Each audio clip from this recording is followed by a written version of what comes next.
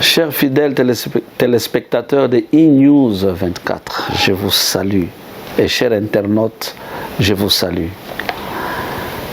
C'est moi, votre humble serviteur, pasteur Willy Ntumba, de Melbourne. L'église se trouve à Dandenong, sur Foster Street numéro 106, au Soute numéro 5. Mon numéro de contact, c'est plus 61 431 47 47 94. Alors, je suis en train de vous demander d'être aussi actif. Quand vous répondez, quand vous réagissez, ça nous fait du bien. Il est en train de pleuvoir. Nous, c'est rare d'entendre les tonnerres, mais on nous a avisé qu'il y aura des tonnerres et tout ça. Donc, ne vous en faites pas, c'est la nature. Et alors, nous évoluons. Alors, Dieu m'a mis à cœur de partager avec vous sur Éden, le jardin d'Éden. Vous allez dire, mais le pasteur, oui, mais nous sommes en train de méditer et j'ai compris une chose, que Éden n'était pas seulement un jardin. Vous savez, un jardin, c'est une forêt organisée, hein, ordonnée. Parce que la forêt, naturellement, est pêle-mêle, il y a des arbres, des herbes partout, mais le jardin, parfois c'est ordonné. C'est ça la différence entre la forêt et le jardin. Mais ici, je voulais souligner quelque chose en lisant les Écritures. Vous allez comprendre que le jardin, ce n'était pas vraiment un endroit naturel. Comme vous pensez, par exemple, quand vous regardez un jardin, vous trouvez que non, le jardin est comme ça et comme ça, vous en avez l'idée. Mais ici, c'était une entité surnaturelle, ou c'était un endroit surnaturel. C'était un endroit surnaturel qui n'était pas ordinaire, mais qui était surnaturel. Nous allons prier. Seigneur, merci pour cette opportunité que tu nous as donnée de partager cette parole avec ton peuple. Et voilà, ceux-là qui vont nous écouter puissent être bénis être bénis par cette parole et que chacun de nous puisse être impacté par ce message et comprendre le message que nous avons apporté aujourd'hui dans notre pain dominical. Merci Seigneur, c'est dans le nom glorieux de Jésus nous avons ainsi prié. Amen. Bien-aimés, ici vite nous sommes dans le livre de Genèse chapitre 3. Dans le livre de Genèse chapitre 3, nous allons lire à partir du 22e verset jusqu'au 24e verset.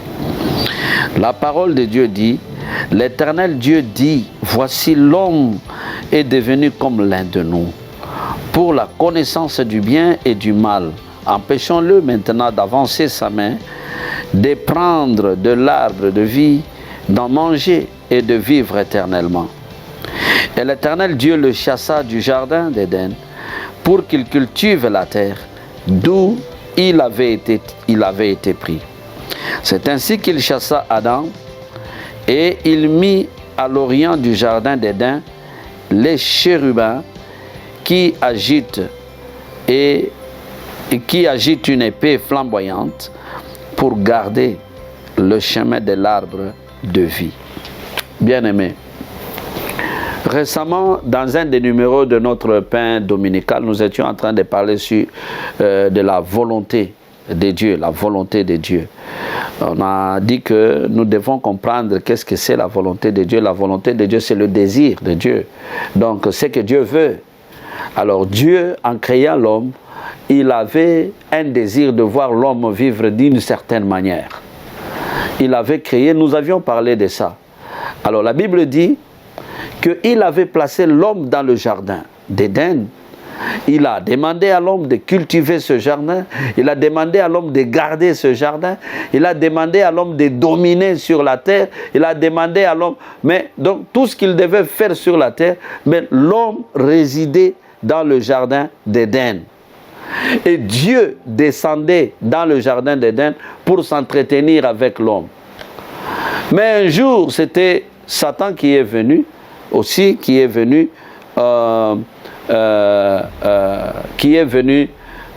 visiter dans le jardin d'Éden, et Ève a commencé à s'entretenir avec Satan. Bon. Dieu, souvenez-vous, Dieu leur avait dit, vous mangerez de tous les arbres du jardin, sauf cet arbre-là qui est au milieu du jardin, qui est l'arbre de la connaissance du bien et du mal. Mais quand Satan s'était entretenu avec Ève, voilà ce qui s'est passé. Donc, Ève s'est ouverte. S'était ouverte à Satan et a prêté l'attention au message de Satan. Et après s'être entretenue avec Satan, qu'est-ce qui s'est passé? La Bible dit, dans l'arbre là où Dieu avait dit qu'il y a la mort, Ève vit que cet arbre était d'abord agréable à la vue. Et puis, le fruit était bon à manger. Mais Dieu leur avait déjà dit, vous ne mangerez pas. Alors, quand Ève prit le fruit et mangea et en donna à Adam, ils ont mangé. Quelque chose s'est manifesté dans leur vie. Ils ont réalisé qu'ils n'étaient pas couverts. Ils ont réalisé qu'ils étaient nus. Or, quand nous lisons dans les Écritures ici, la Bible dit, ils étaient toujours nus mais ne se rendaient pas compte. Mais cette fois-ci, ils ont trouvé que non, ils étaient nus, ils voulaient se cacher. Alors quand Dieu descend, comme d'habitude, pour les voir, mais un constat amer, c'est que Dieu a constaté que non, ils se cachent. Ils disent que non, nous sommes cachés parce que nous sommes nus. Oh. Vous êtes nus, qui vous a appris? Vous avez mangé de l'arbre qui se trouve au milieu du jardin, dont je vous ai interdit. Adam dit, c'est la femme que tu m'as donnée. La femme dit, c'est le serpent, vous connaissez la suite. Mais moi, mon problème, il y a eu une rupture à partir de cette désobéissance. Il y a eu un transfert à partir de cette désobéissance. En lisant le verset 23, écoutez ce que la parole de Dieu dit. Et l'Éternel Dieu chassa du jardin d'Éden pour qu'il cultivât. Donc, pour qu'il cultivât la terre d'où il avait été pris. Donc, la terre d'où il avait été pris. C'est-à-dire, Adam était pris de la terre. Dieu l'a formé. Et puis, de là, Dieu l'a placé là où il voulait, dans le jardin d'Éden, pour qu'il passe tout son temps dans la présence de Dieu, tout son temps en présence de Dieu et parler avec Dieu. Bien-aimé, c'est la raison pour laquelle j'ai dit que non, quand vous lisez cette écriture, vous allez comprendre que non, Éden n'était pas un endroit vraiment naturel, hein. C'était un endroit surnaturel parce que Dieu a chassé Adam, il dit, vers la terre d'où il avait été tiré pour aller cultiver là-bas. Oh, Dieu leur avait donné déjà de cultiver dans le jardin, de faire tout dans le jardin, de dominer, tout ça. Mais voilà, Dieu les a chassés. Donc, du jardin d'Éden à l'origine d'où il était tiré. Donc, ce qui m'a montré ici que non, le jardin d'Éden n'était pas un endroit naturel. Ce n'était pas un endroit, donc la terre naturelle que nous avons, non. Donc Adam est rentré vers la terre naturelle quand il a péché, quand il a désobéi Dieu. C'est-à-dire, il y a eu rupture entre lui et Dieu. Il y a eu transfert des surnaturels au naturel. Je ne sais pas si vous me comprenez bien. Ce qui fait que, pour nous tous, enfants de Dieu, nous devons comprendre que quand nous sommes conduits par l'Esprit de Dieu, quand nous passons le temps dans la présence de Dieu, nous sommes dans le surnaturel. Et c'est ce que Dieu veut voir, nous dans le surnaturel. Mais quand vous constatez que le naturel est en train de prendre le devant, le naturel est en train de vous emporter, le naturel est en train de vous dominer, le naturel est en train de vous emballer, c'est-à-dire, vous n'êtes pas dans le surnaturel. Or, quand vous êtes dans le surnaturel, vous allez même contrôler le naturel. Donc c'est ça. Qu'est-ce qui est dans le naturel? Beaucoup de choses. La vie normale, nous avons des maladies, Dieu nous a donné le pouvoir de contrôler tout ça. Mais à une seule condition, quand nous passons le temps dans sa présence, quand nous passons le temps avec lui. Aujourd'hui, nous avons beaucoup d'enfants de Dieu, beaucoup de chrétiens. Beaucoup de chrétiens, ils ne passent pas le temps avec Dieu.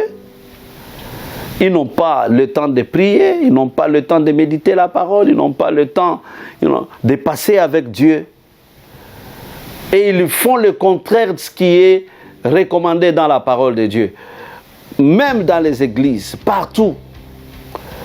Alors, nous devenons des hommes naturels. Et tout ce qui arrive à l'homme naturel nous arrive à cause de ça. Or, dans le surnaturel, nous avons la domination. Dans le surnaturel, nous avons le contrôle. Dans le surnaturel, nous avons la puissance, nous avons le pouvoir. Mais aujourd'hui, ce qui arrive à l'homme naturel arrive à tout chrétien. Les chrétiens subissent des choses parce qu'ils sont en train de vivre dans le naturel. Oh, Dieu est esprit, Dieu est surnaturel. Dieu n'est pas ordinaire. Mais quand il vit à nous, du moment que Dieu commence à vivre à nous, nous ne sommes plus naturels, nous sommes surnaturels. À cause de la présence de Dieu en nous, nous sommes devenus surnaturels. Bien-aimés dans le Seigneur, vous me suivez de là où vous êtes. Peut-être vous n'avez pas encore reçu Christ dans votre vie comme Sauveur et Seigneur. Parce que c'est ça le point de départ. Il faut le recevoir. C'est ça le point de départ. Pour celui qui va à l'église chaque jour, doit savoir que nous, il faut passer le temps. Nous ne sommes pas des religieux où nous allons à l'église pour peut-être accomplir notre devoir religieux. Non, ce n'est pas ça. Nous sommes en relation avec Dieu. Nous sommes en relation avec Dieu. Et quand nous sommes en relation avec Dieu, nous vivons dans l'intimité avec Dieu. Nous sommes dans le surnaturel. Alors, si tu n'as pas encore reçu le Seigneur, voilà l'opportunité. C'est une prière simple que tu fais avec foi, avec sincérité, en disant, Seigneur Jésus, viens, je t'invite dans ma vie. Aujourd'hui, prends la direction de ma vie. Assis-toi sur le trône de ma vie. Je t'accepte aujourd'hui comme mon Sauveur et mon Seigneur. Donc, c'est simple, hein, cette prière. Mais quand tu fais cette prière, donc tu as fait un pas vers le surnaturel. Donc, voilà ce que Dieu m'a mis à cœur. Pour toi qui vis, qui est emporté par le naturel, le péché et tout ça, c'est le temps de te repentir, de changer le style de vie, changer la manière de voir les choses et vis la parole de Dieu. Que mon Dieu vous bénisse.